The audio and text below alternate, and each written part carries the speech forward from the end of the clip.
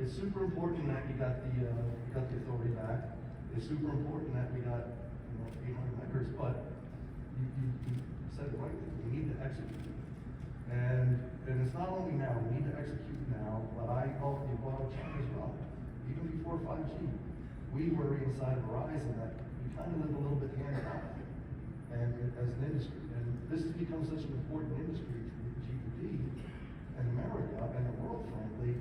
I think we need to have a better plan for longer term on what we're going to do. Start to work now and figuring out what it's going to be 10, 20, 30 years from now, so we're not just kind of always scrambling at the last minute. So it's really, for me, it's really two things. The 800, figuring out the best way to do that, utilize that, and also having a longer term vision. Absolutely. Well, speaking of longer term vision, I'm going to turn to private networking.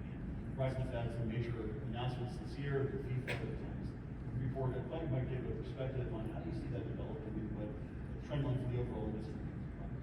Yeah.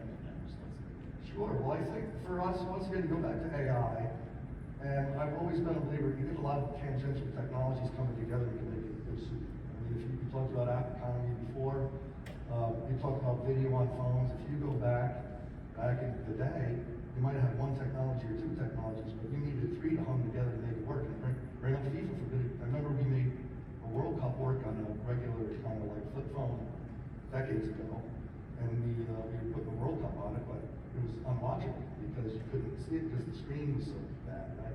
But now, then you came up with OLED technologies and small vector graphic, other things, other technologies. And now you're able to watch it in perfect color, just better than the TV. My kids would sit there and watch the smartphone more than they would a TV, right? So all these technologies came together to make that use case happen.